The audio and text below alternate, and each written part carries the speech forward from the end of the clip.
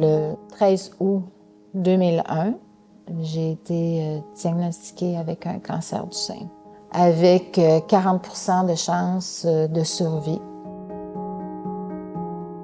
On ne peut pas, à ce moment-là, dire « oui, on est prêt à vivre », non, on n'est pas prêt à vivre, on ne sait pas. On est dans une zone totalement grise. Mon médecin traitant m'a proposé de faire partie d'un protocole. Un protocole de recherche qui s'adressait plus spécifiquement à mon type de cancer et qui me donnerait des chances de survie. Et Mme McPeak se disait privilégiée d'avoir pu participer à un programme de recherche de haut niveau. Et à ce moment-là, elle conçoit que si elle est aujourd'hui avec nous, c'est parce qu'elle a eu le bénéfice d'un protocole de recherche clinique de haut niveau. La détermination vient du fait que j'ai trouvé ça insensé, que moi j'ai eu une chance.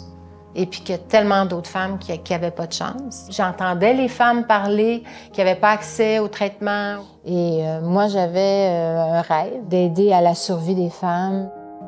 Et on s'est dit comment on peut faire pour regrouper tous les centres hospitaliers qui vont mettre toute leur expertise ensemble. Je pense que toutes les femmes ont droit d'avoir accès à ce mode de recherche. Vraiment la recherche qui soigne. Mme McPeak et M. Sirois ont réalisé à peu près l'impossible, de réunir 4 grands hôpitaux qui, habituellement, étaient des compétiteurs dans le domaine de la recherche et de les inspirer pour faire une seule équipe. Il y a peu d'entreprises où est-ce que tu dis, ben, le fait qu'elle existe, ça va empêcher quelqu'un de mourir. McPeak-Sirois, le fait qu'elle existe, va empêcher certaines personnes de mourir. Et ça, c'est très particulier.